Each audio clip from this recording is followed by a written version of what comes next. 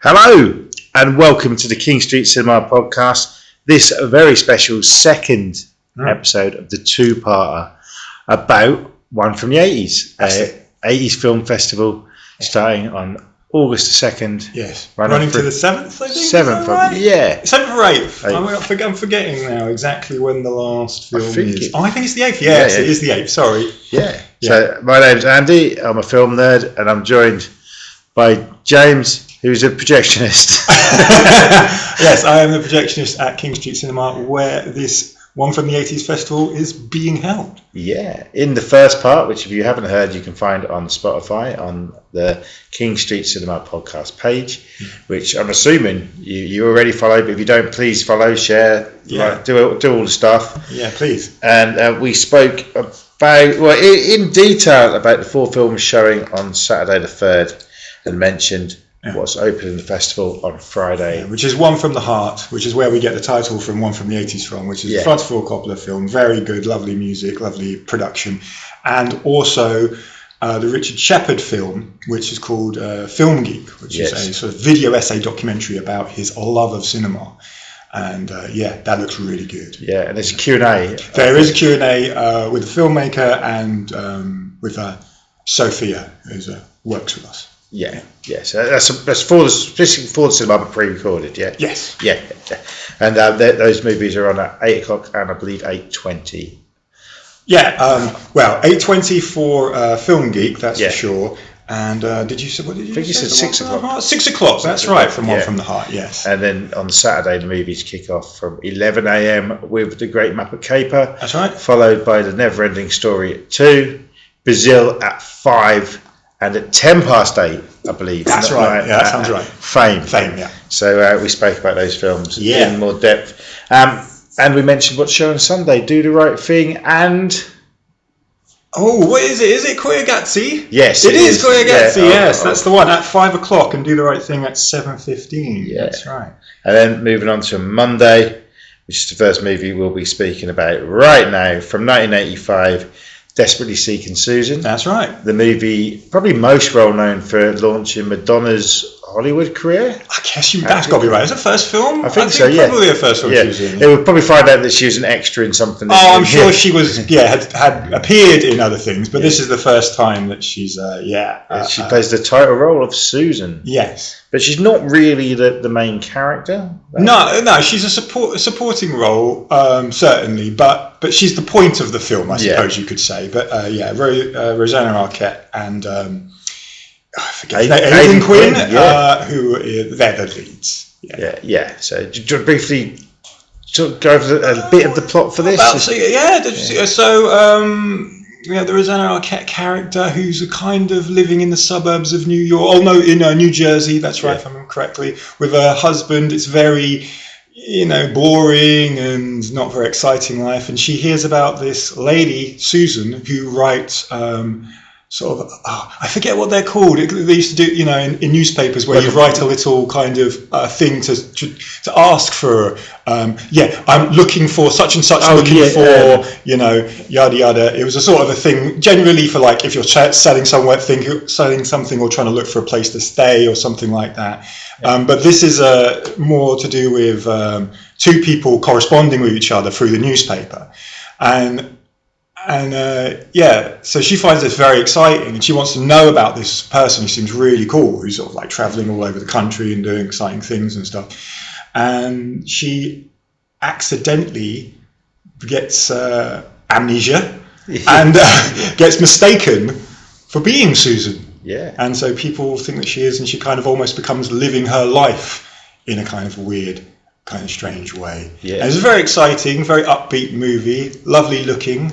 Very New Yorky, very New Yorky 80s. I'm going to preface this from the beginning, but great thing about this season of 80s films is that they are all very much got that 80s feel to them. Like if you were to, there are some films that you could watch that you'd say, they're made in the 80s, but maybe not, necessarily make you think of the 80s. I think all of these films, for different reasons, make you think very much of the 80s. And this one for me is very much the New York of the 80s. And the whole, I mean, even now, the pub I run, we're doing an 80s themed party, and I'm just looking at fancy dresses you can get. Well, if you type in on, I'm not going to say the name of the shop, but we all know where you look online to buy things. Type in 80s costumes, and one of the first to come up was Desperately Seeking Susan. You can dress up as Susan. Right. It's still there. Yeah. And when you get all the collages and posters of things from the 80s, you'll get The Breakfast Club, you'll get Ghostbusters, you'll get Desperately Seeking Susan. Yeah. It's up there, and I think with I really like the mix of films that you're showing.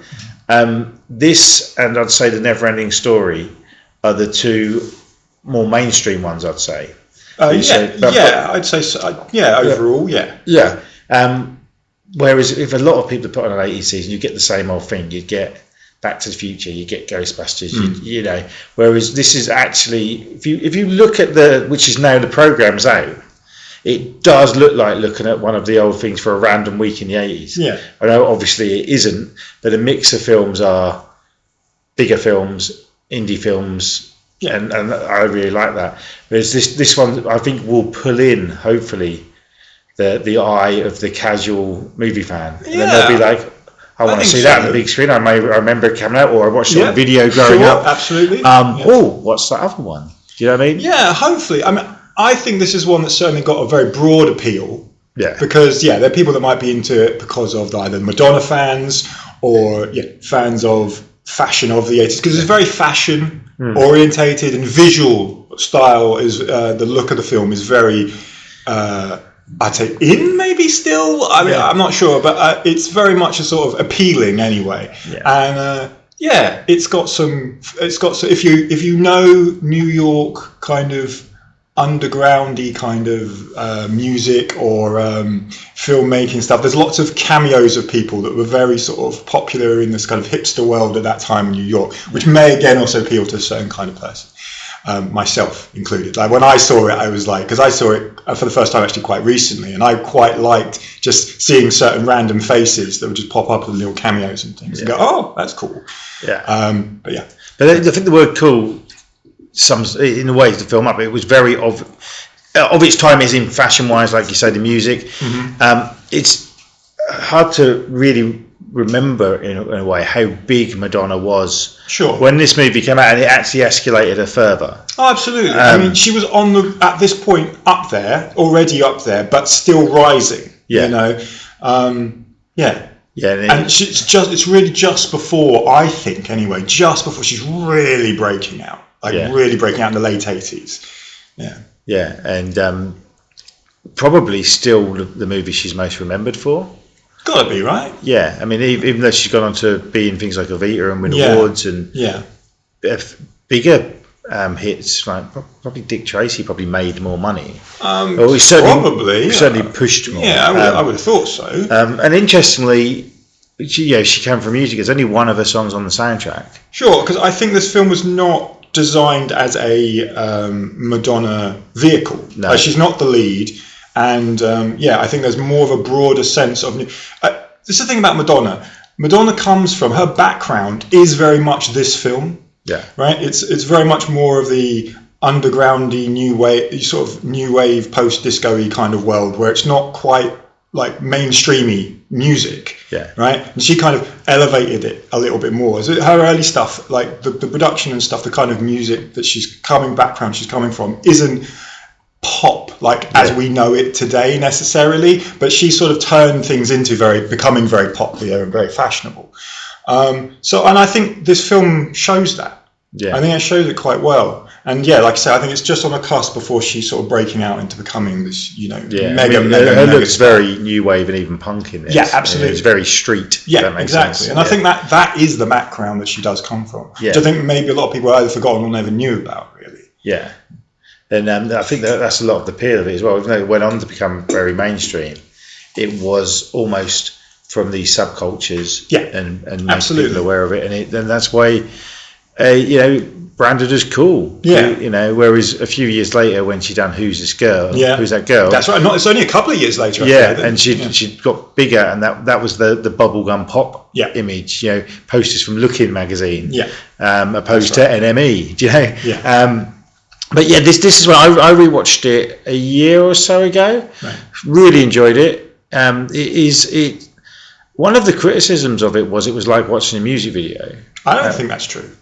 There's a few montages in it and stuff, but no more than any other 80s film at the time. I don't think this is to me doesn't feel like a music video. I was going to say it feels like it does feel like a bit of an independent film to me, in a way that, say, Times Square from around the same time. It's a bit like that. The filmmaker Susan Silverman come from a background of certainly making indie films, which this kind of really is. But very small budget. Again, New York made a film called Smithereens, which I like very much. Similar, about the New York life, and I think made in sort of 79, 80. Yeah, so that was before this. Was her first feature. I think that criticism comes from there's a pop star in it. So exactly. I don't think it's fair. Interestingly, the director, definitely the biggest film she's done. Yes, I believe so. She'd done a few years later, making Mr. Right, which the name seems familiar, but I haven't seen it.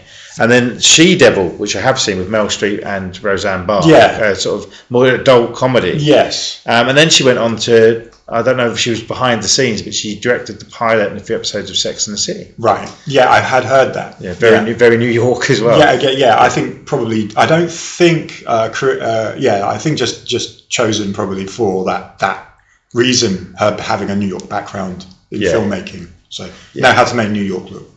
Good. Look New Yorky. Yeah. So they could have asked Woody Allen. But another few. Well, one fact I didn't know until there was a musical version of this movie. All right. Yeah. And surprisingly, the music they used wasn't Madonna. It was Blondie songs. Okay. And Blondie wrote a new song for it. Right. I didn't know that. Did you know that? I did not know that. And overall, mainly good reviews when it came out. Yeah. Not surprised. And now. 86% on Rotten Tomatoes, right?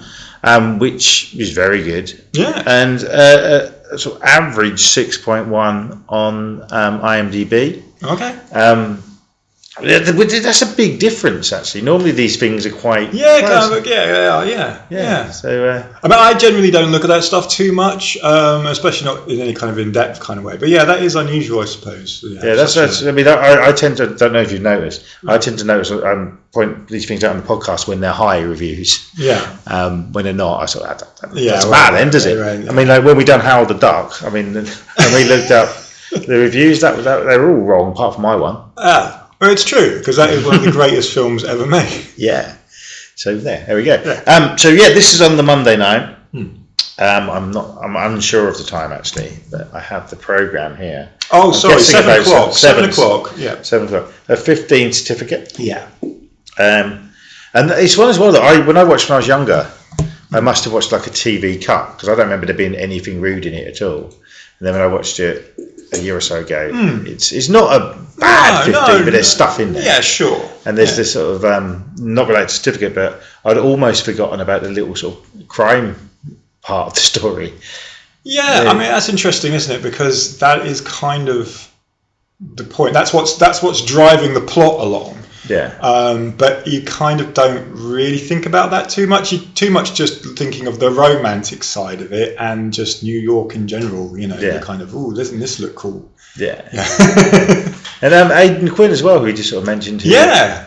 I only really know him from this and Benny and June. Oh yeah, Benny and June, that was good, wasn't it? There's a big sort of character actor around. Yeah, plays often quite similar kind of characters, either kind of cop, kind of vaguely hard kind of characters. Yeah. I think where in this one, it's an odd choice because he's a bit kind of playing off character. I think a bit, but it works. It does. It's really nice. Yeah. And Rosanna Arquette is brilliant in it. Yeah, absolutely. She's definitely the star. She's the star of the film. Yeah. And deservedly so. I mean, she's certainly what should be remembered the most about this film. Yeah, if anything, it should have escalated her career more opposed to Madonna's, I suppose. Yeah, I don't think it was not, in the sense that I don't think she sort of, definitely didn't stop working. No, she's but still working now, But absolutely, and I think it certainly was. She was a name. She became very much a name of the time in the 80s and stuff because of this film. But Madonna's career is a very different thing because she's pop star. I mean, if she was only making movies, I think it'd be very different. Yeah. 100% recommend this movie. On the Tuesday, got to go see them all. All of them. I personally, I know you haven't seen every single one. I have. I would absolutely recommend.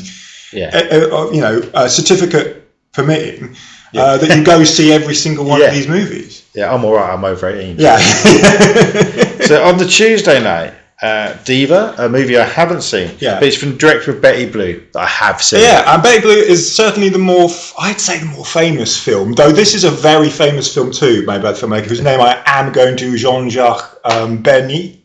I don't know. That sounds very right. Very Betty Blue, I'm sure, I don't know if people have heard of. It was a very famous film at the time it came out, and still was when we were younger. I knew it very well as a teenager, much so more than this film. Yeah. Again, I didn't see this film until fairly recently, so it was. I always had heard of it. It was always one that I always wanted to see, but just never really got around to seeing. Part of, and maybe even the first film of what certain French critics called cinéma de look, which was a sort of, I'd say, filmmakers at the beginning of the 80s who had kind of become very disheartened by French cinema that had looked very naturalistic and very gloomy and dull, and were now looking to make movies that had a lot more colour and vibrant, aesthetically much more pleasing to the eye,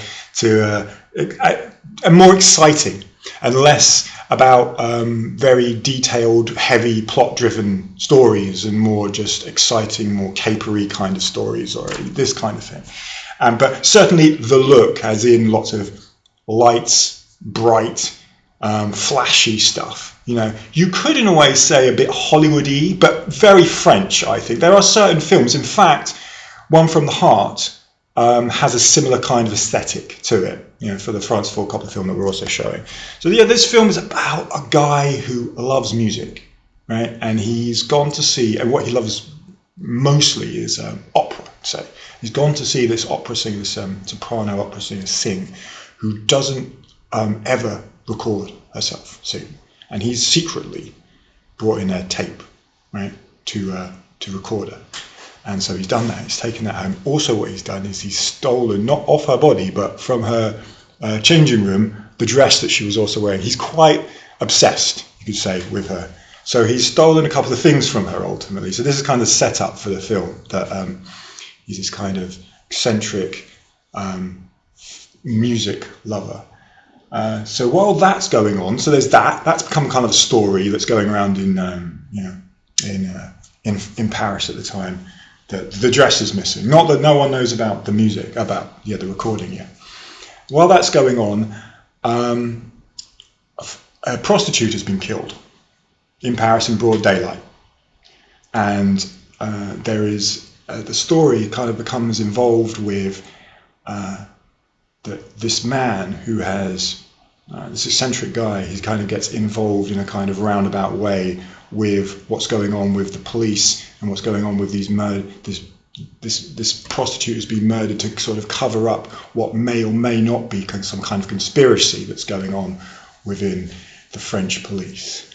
Okay. And it's a very kind of thrillery, capery mystery kind of thing with, I think, quite a lot of French humour. I think it's quite funny, where I don't think it's ever really billed as being funny, but I think there is a lot of humour in there. Yeah. And it's got some very wacky, cool, like for the time, very 80s French cool looking characters. If you've seen Besson films of around that time, like Subway or something like that, which I know you've seen, it's got that very much, which again was a part of the cinéma de look kind of the movement that was happening in the 80s. It's got very much that feel, and lots of quick fire edits, quite rapid moving scenes. Visually very exciting. Yeah.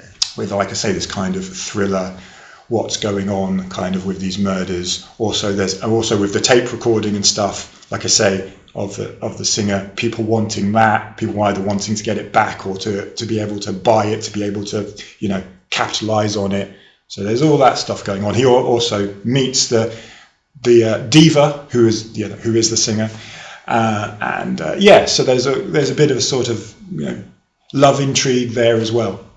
So yeah, there's a lot going on, but it's not particularly, I'd say, like plot heavy. Like it's quite easy to follow, I think. Yeah, once you watch it, once you get into it, it's really good. I say what happens in, but it sounds a really good choice, and also I think great to show a French film in this season. Yes. Often, let's say Betty Blue is one of those. I knew the poster a long time before I watched the film. It was everywhere. It was one of those almost like when you flick through a music shop and there's the poster on the wall. Absolutely. It was definitely one of them. Yeah. I would have watched this. I saw Betty Blue about 20 years ago. Right. And it is generally one of those, I want to go back and watch more of his work. And never got round to it because it is a case normally of, I think I first saw Betty Blue late night TV, then bought the DVD a few years after that. But it is, if you don't catch it late night TV, you spend 20 quid on a Criterion Blu-ray nowadays. They're quite hard to track down, I think. Whereas you can just come along for a few quid, see it on the big screen on a Tuesday night. And this is what I'm looking forward to. I think I'm working. I might have to do the old switcheroony. I might just call in sick all week. There'll be no evidence that I've made it up either. It sounds really cool. Yeah, it's a very exciting film. And again, like I said, I think very much early 80s. It's an 81 film, but I think it's setting kind of the standard of a lot of French films coming up for the year. Like I say, with this whole kind of the cinema de look thing, to me always felt a little, again, it's critics making up a kind of a movement, where maybe there isn't really a movement going on necessarily. But you can see that there are certain films made in the 80s that have a similar kind of feel and appeal to them, I'd say. And this is like one of the early ones of that kind of thing. So we mentioned in the last part that Sharon Fame, which was in 1980, I think is a very good choice because it influenced so many films in the decade after that. And I'd say this one does that for French cinema of that time going forward in the 80s. So like Luc Besson, who becomes probably one of the most, if not the most famous filmmaker of his time, is very much now at this in 1981 he's making movies just a couple of years later. And then went on to Hollywood and then back to France. Yes, so it's indeed. Based on a novel as well. I'll mention that. I don't know if you knew that. I just done a little bit of research because I knew you'd know. And I will mention before we move on, as critically acclaimed, this one 96% on the Rotten Tomatoes. Right. But is that the highest out of the films that we're showing? Is 96 the highest? No. It's what we'll talk about next. Babylon. Right. Which is 100% on Rotten Tomatoes. Now that's really surprising. Now I don't know anything about Rotten Tomatoes really. No. I understand that it's what they do. Is it people in the business Rotten Tomatoes? I think it's like IMDb really, but I think it's more critic based. You can rate films yourself on it, right? But I think it is it more American sort of? It is an American thing. It's one that I don't usually pay attention to, me too. Unless we're plugging That's something. That's interesting, because I don't. But a lot of people swear by it, right? And there's all this like it's certified fresh and all that, which means it gets quite. So I think it's been since the internet's come, it's been good for the industry in a way. Absolutely. Because if you're getting good reviews on it, because a lot of people, and there's the rental DVDs used to have the splatter on it, and it say whether it was a good one or not. It's almost like a simplified review for those lazy persons who don't want to sit and read a review. They'll look at a score. Right. So basically, me. Yeah. Okay. See, Babylon to me is one of on this list we're going to say is one of my favourite films. On this list of films, this is up there. I couldn't really say if it's my favourite for certain, but it's one of my favourites. It's a British film about sound system culture in London. So reggae dub music being played by young people in the Brixton area and the lives that they live in the Brixton area at this time, right, turn of the 80s.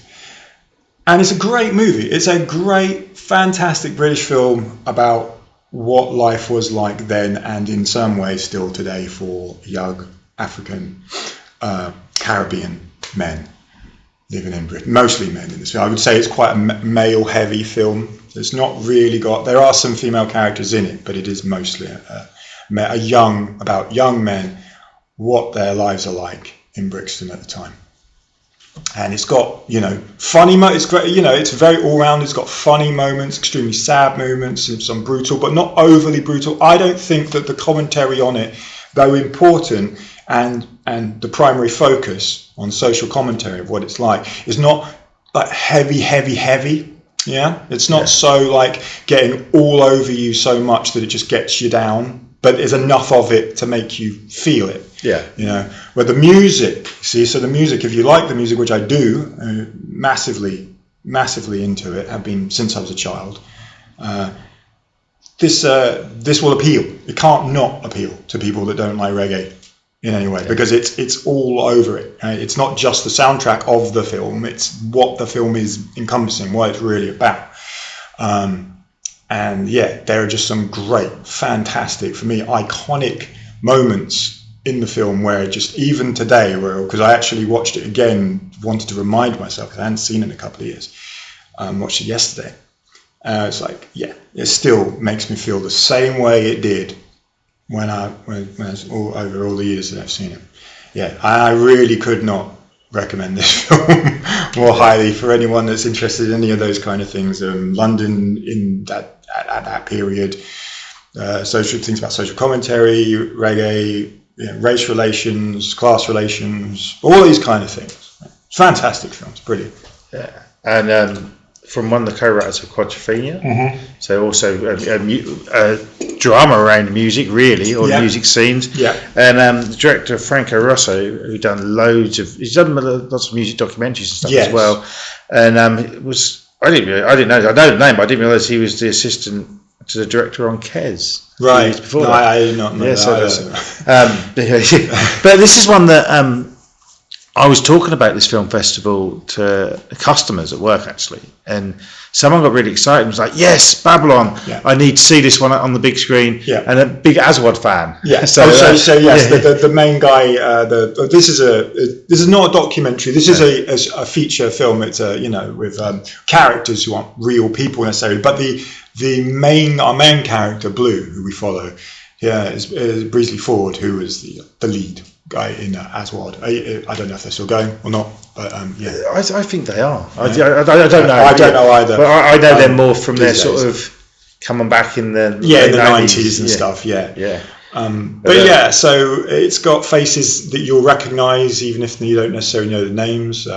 Just people who've been in a lot of British, mostly television or this kind of filmmaking, which isn't necessarily cinematic, filmmaking.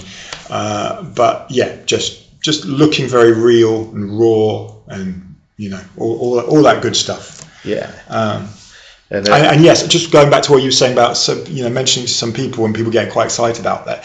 This is a film that I know loads of people have already seen. Loads of people who are into the music or in music in general have seen it. And whenever you do talk about it or mention about putting it on the cinema, because I have mentioned it before, that it was something that we might do in the future, that people there's some people that get quite excited about that. Yeah. So I hope that a lot of these people will turn up.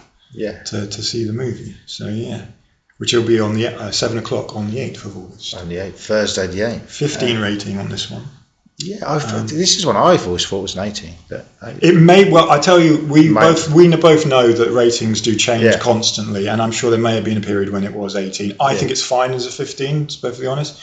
I don't think there's anything too much that's too extreme in it to warrant it an 18. Yeah, it's just how things have changed. Yeah.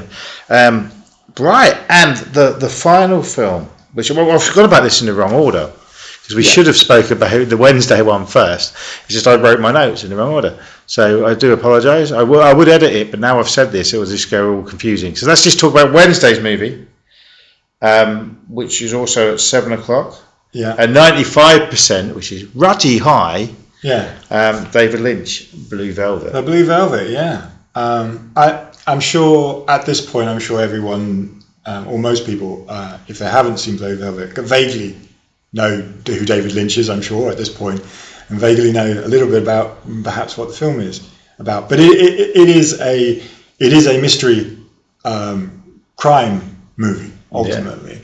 But set in a very small town in who knows where, America, and it's an early one for him, and it's one of the, I'd say, one of the beginnings of what a lot of what he's known for, which is, you know, Twin Peaksy kind of thing, where a small town, there's a weird underbelly of weird sort of crime, evil that exists, you know, under all the prettiness that that you see on the surface, kind of thing. That this is like the beginning of that, where we have Dennis Hopper as the villain and one of the most evil men that's ever probably been the character, not the man. Yeah, no, not Dennis Hopper himself. Well, no, probably not. No, I am a massive Dennis Hopper fan. Yeah. He can do no wrong, as far as I'm concerned, in filmmaking. And he is brilliant in this, and he's probably known for this more than anything else. This is like, obviously he was been about for decades before, or a couple of decades. Yeah. But this was like since the 50s. I mean, he'd been around for about 30 years. Yeah, this is the almost revamping of him movie. Yeah. So this was the John Travolta in Pulp Fiction. Absolutely. Yeah. So in the early 70s, he sort of had a big falling out with Hollywood.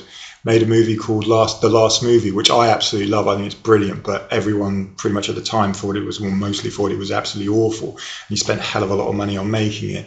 And I don't know, I'm sure a lot of other personal things happened that meant that he kind of got blacklisted for a bit from Hollywood and sort of disappeared. Not from making films, but just making films in Hollywood. Yeah. And it took him a while to sort of come back into. And this is definitely one of those ones where it's David Lynch is on the way. He made The Elephant Man just before this, and and Dune as well, which was, you know, not a success, but The Elephant Man was. Yeah. And on the basis of that, he's Dune being a massive film and not doing anywhere near as well as it should have done.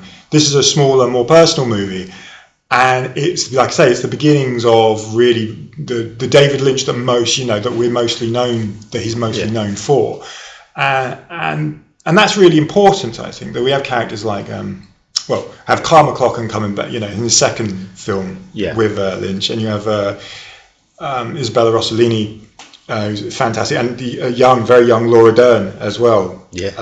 All people that he'd worked with on many occasions after. So this is kind of like the beginning, you know, the first film of lots of collaborations with people. I know that McLachlan had worked with him on Dune previous, but but this is kind of like, that was the character of Paul in Dune is kind of, you know, very much removed from this archetype character that he plays, this sort of, you know, Boy Scouty kind of character, you know. It's certainly, from looking at Lynch's work, and I've not seen everything, but I dip in and out with Lynch. I think he's a genius. I generally do, but because his films are quite heavy going, they are. I have to dip in and out. I probably couldn't even do a double bill of his films. When Twin Peaks came back, I tried to binge watch some of the episodes and struggled. And then when I watched them individually, I loved it. Yeah. Do you know what I mean? This one, Elephant Man was low budget-ish, I believe, and done really well, and it's more of a, should I say, normal film for him. Yes. And then that done so well that they gave him a big budget Hollywood film to do. I hear rumours that he was offered Empire Strikes Back. I think he was. He had meetings with Lucas about it, but he was completely like, no, I'm not going to do that. So he sort of done that big film, and then it didn't do so well. Now it's kind of loved, Dune. It really is, especially since the new one's come out. People are going back to the old one. Visually, it's amazing. Yeah, it looks great. And so this, great. Even though the script had been going around for a few years, I believe, because of its violence and sexual content, in the 70s it basically couldn't get made, or certainly the way they wanted it to be made. Sure, this to me feels, it's like the first Lynch film since probably Eraserhead. Yeah, I know what you're saying. I think it's more. See, Eraserhead is so removed from, in many ways, it's so, or feels like it's kind of removed from typical narrative storytelling, even though it's not. Right, it's really not. When you really look at it, it's not. It's got a very, you know, straightforward kind of plot, just with lots of crazy stuff happening in it. Yeah. But this is very, like I say, like, the art of we have the image of the idyllic image. This I mean, it's sort of like it's small town America,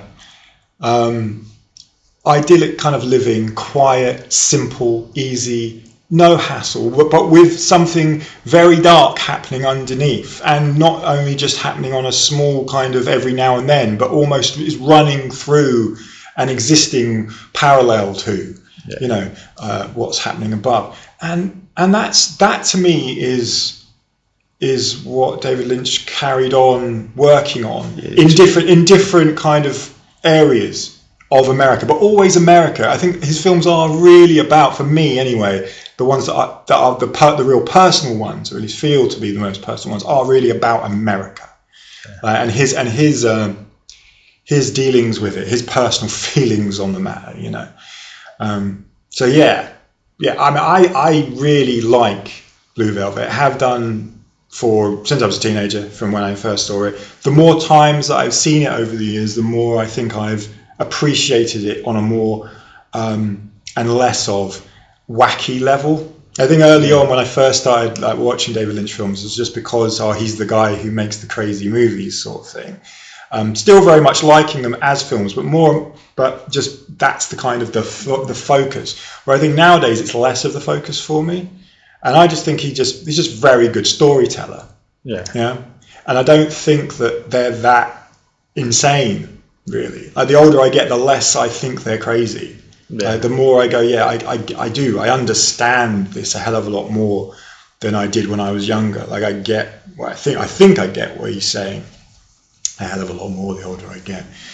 So, but yeah, to me, this is a wonderful 80s movie. Like this again looks very much of the 80s. It has imagery that if you have never seen the film, you would have seen an image of something, especially the Dennis Hopper character with his sort of breathing into into the face mask kind of thing. It's become a very scary image of villainy. And of course later, for more our generation, he became that actor who played villains. Yes, you've got absolutely. Speed was the big one. Yeah. Mario Brothers, Waterworld, and many more. Yeah, this is to me has got to be the start of that properly. Like people going because he'd done a few other things where he'd be maybe like a sort of not a positive character, but not necessarily ever like or at least a Hollywood kind of villain. Like that's the villain right there. That's the bad guy. This would have been around the same time, possibly a little bit. Was it before? What's the Keanu Reeves teen drama, which is really dark? Sure. So River's Edge, another film that I absolutely love, of course, because Dennis Hopper's in it. But he doesn't play the villain in that. No, he doesn't. No. But it's around the same time, isn't it? Yeah, I think maybe coming out the same year, 86. Yeah, because that was just before Bill and Ted, wasn't it? So it would have been because Bill and Ted was filmed in 87. Yeah. So we know all this because we don't have a podcast. But that's a movie that... River's Edge is another film I'd love to put that on at some point. I absolutely love that movie. I mean, I've got to be honest, that's one... I watched for the first time a couple of months ago, and I'd seen the cover and stuff, not really thought about it, and it wasn't until I read a book on 80s teen movies, and it comes up a lot, and when I finally watched it, I'm like... I spoke to you about it before I watched it, and... people said no, but it's not like it should be out there with the likes of, that Breakfast Club and stuff like that. I think it's. I think the reason why it's not is because it's extremely dark, and it really is. It's not a sort of a little bit of a it's a little dark. It's because it is a teen movie. There's no ifs, ands, or buts about it. It is a teen film, but it's extremely dark. Very, very much like not. Difficult to sort of really explain because it almost sounds like really they made a movie like that. It's almost like why would they make a movie like that? Because it's just got stuff in it that just sounds like why would you want to do that? Like that's not going to work. People aren't going to want to see that film. And I don't know, at the time probably didn't want to see it too much. But I think it's a fantastic film. Well, when you look at step back and look at what's remembered from 80s cinema, what you get is the commercial side of it. Everyone remembers from the Goonies and the bright colours and the Ferris Bueller in the car. Whereas what I like about this season is you're showing you've got some of that. Yeah, absolutely. But you've got the mix of, absolutely, like I say, and you could so easily have done an 80s season where it's, all these mainstream films, all the ones that the students have the posters up of, all the ones that they're rebooting now, like Beverly Hills Cop, but yes, yeah, this is not that. This is actually what cinema was like, not that. That you see the pictures online of the 80s bedroom, which is all colourful, and then it's like, this is what it was actually like. Yeah, and sure.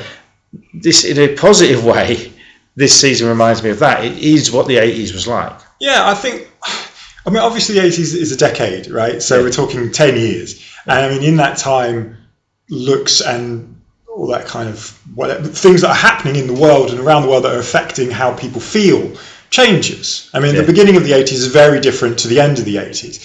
And I think a lot of these, we have films that go throughout the years, so throughout the whole decade. It's not just sort of mostly lumped in one end or the other sort of thing, or all in the middle or something like that. So I think you get a very good rounded look at 80s cinema. Sure, mostly, whatever, American, I suppose, but not Hollywood, right? Not all sort of Hollywood movies. And even the ones that aren't the ones that are the really, really popular. I was going to say, because as we mentioned before, a never-ending story, German director, based on a German book. It's a German-American production, sure. You've got Fame is New York, so it's not really Hollywood, a British filmmaker making that movie. But so you have different. Again, we haven't touched. There are some other films like Do the Right Thing by Spike Lee that we're also showing, which is a wonderful. I know you've seen it. It's a wonderful film. I think it's probably Spike Lee's best work, and it's got quite a different feel, I think, to any of the other films that we're showing, but it's very, very much of the 80s and the end of the 80s. It very much feels like late 80s. And that's one that, was it 89 coming out? Yeah, and I watched it. It was for the first time a year ago, a year and a half ago, and it's still on my mind. It's one of those I think about a lot, and it's still relevant, very relevant. Yeah. So I think all of these really are. I don't think that any of these films that I can think of that you could look at and think, oh, that's really dated and doesn't really appeal anymore. I don't feel that at all with any of these. No, and like I say, they're all almost like iconic 80s films, but absolutely, but not like. They don't have to have been made in the 80s, if that makes sense. Sure. I do think I agree, but I will also say that because films should be, I think, timeless. Like you should be able to watch them at any time or whatever. But because this is a one from the 80s season, I think that they've all been picked quite cleverly in that they do make you feel the 80s. Right. That doesn't necessarily mean that you doesn't have connection with now, and you can't watch them and get the same feel, or even more so, a better sort of sense of the film now than you would have then. But you certainly do feel that the 80s is there, and not the stereotypical side of the 80s. No, I think all the things that I personally, or half of what I remember as a child, in the late 80s and mostly in the early 90s, better memory of. But looking at some of these things that have just gone past. But, I'm going to say something a bit nerdy here, but maybe sort of like from filmmaking standards, like film stock, like the colorization of the films, like the way that it's the way that films are shot, the timing and pacing of films, because it's very different to the way that films look and are made today in general to the way they were then. And I think that a lot of that is still very appealing. And it doesn't mean that the storytelling is ever lost or anything like that either. It's just told and shown in a different way. I think these films very much encapsulate that. I think very much say, they're quite, I think, groundbreaking in a lot of in very different ways, groundbreaking for their time. Like they're very much sort of on the cusp of something new, right? Yeah. And all literally everyone's a very different movie. Absolutely. Yeah, you've got such a range of storytelling and stories being told, which is great. Again, I'll just quickly mention Koiganagazzi, which is a very, very different film, and in the sense that it's a non-narrative documentary. So a film without any we say sort of there's no dialogue in the film, and it's all told visually, and what we're seeing is kind of what's at the time what was going on, which is the sort of the continuation and manufacturing of industry and building the future. Where is man, or humans? Where are we going? What are we doing to the world? What is the progress that we're making? What's the effect that it's having on not just ourselves but our environment? It's brilliant. Absolutely love it. I really, again, another film that I think it's not a film that you could watch like every day. Yeah. But it's one that every now and then I just go back to and I still go, wow, it's brilliant. It's absolutely fantastic. It looks incredible, even still to this day. It took ages to make, and you can see why. All the work that was done on getting all the shots correct and the pacing, the timing and everything in it. And the music by Philip Glass, who I'm a massive fan of. Just, brilliant. Just absolutely love it. So yes, that as well is on the 4th as well. We'll Do the Right Thing. So at 5 o'clock, Coy and Agatsy, and 7:15, Do the Right Thing. Yeah, two very different ones. Very different movies, but both fantastic films. Yeah. And I wouldn't mind going to see a double bill of that. Yeah. Those two, watching them back to back. Yeah, we've done, like I said earlier, I love a double bill, me. As you know, I can be in the cinema all day, as I am doing on the 4th of August. But having the different films is a good way to do it. Yes. I was tempted to go to there was a big marathon of, it wasn't Lord of the Rings, something up in London, and it sounded really cool. And I'm like, do I want to watch 8 hours of the same thing? I'm not. My brain needs different things. Do you know what I mean? Yeah. And this festival has definitely got that, and I'm very much looking forward to it. Probably start about a week from when I put this podcast up. I believe. Okay. Hopefully this will go up the Friday before. As we're in the 80s thing, we'll briefly mention that you're bringing back the Be Kind Rewind, and it's proper VHS now, yeah? It will be in October. From October, when we have the, I think it's the, is it Joe Dante double bill, which will be Piranha. I can't remember the actual date, but I know it's in October. Yeah. Sorry, off the top of my head. It's a Friday night in October. Right. I know that. So when we get closer, we'll obviously talk about it a lot more. But yeah, so we, as far as I'm aware, double bill of Joe Dante's Piranha and Gremlins 2, the new batch. Yeah, and they're two, same director, and both kind of B-movie-ish. But I think very different films. Extremely different. Yeah, very. One is the low budget side, and the other is a big commercial Hollywood. Yeah, it's probably, I would say, Gremlins 2, the new batch, is probably the biggest risk in certain ways that Hollywood ever did. That's my alarm to wake up.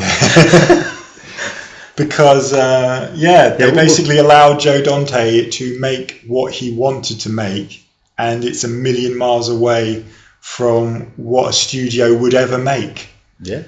Because it's insane and is basically pointing its finger at itself constantly, and it's very for the time when it came out in 1990, it's very confusing. Yeah. Why would you make a movie like this? And it's brilliant. One of those movies I can remember coming out, and I think it was possibly a 12. I think it was 12. But I wasn't old enough to see it. Yeah. So I've never seen it on the big screen. I saw it at VHS when it first came out on VHS. Got it straight away. Weirdly, I was too young to see it, but I somehow got in for Batman. I haven't mentioned that. But we'll do in a few months. Yeah. I mentioned it last week. I think we should do a special on Joe Dante for it. Absolutely, one of my favourite directors. Absolutely, brilliant. And if you will allow it, because I want you to be on it. As I see on most episodes, not all, but most episodes, I do really want to do one on Friday the 13th as well. Yeah, sure. You could talk about those films forever, and I often do. But you can get tickets for all these movies at a very reasonable price as well. Absolutely. Online on the King Street Cinema website. Also, there's a downloadable program for the festival, which was downloaded to my cell phone. I done it yesterday. Right. All the info is on there. Get your tickets. Now I have. Yeah. Well, I have for most. I've got to work. I've got to get out of work. So having a life and running a business. Can I just work? Can I just open the pub every day and then when you open? But yeah, if I could, I'd see every single one of these. I think this is cool. I'm very, very looking forward to it. Well, anything else you'd like to add, sir? No, I think that's pretty much it. Other than yes, please do as many films. Come to as many films as you can.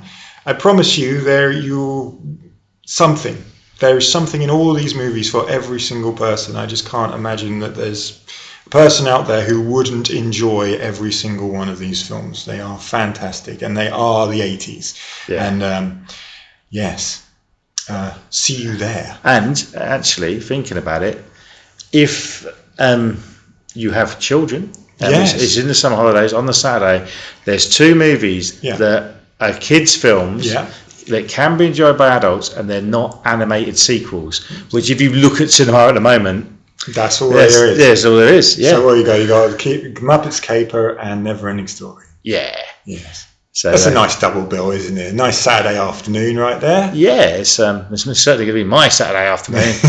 And 2 movies I've never seen on the big screen, and soon will. James, thank you very much. Don't forget to, if you want to rate the podcast as well, you can do. And you can leave comments on Spotify as well. Yeah. Sorry, I will say, apologies, there's been no intro music for these 2 specials because I've messed up something backstage technically, but I'll get on that and I'll fix it. So I'll just thought I'd acknowledge that before anyone. I don't mind negative comments, but I don't want every comment to be where's the music. So James, thank you very much, and we'll see you all at this awesome festival.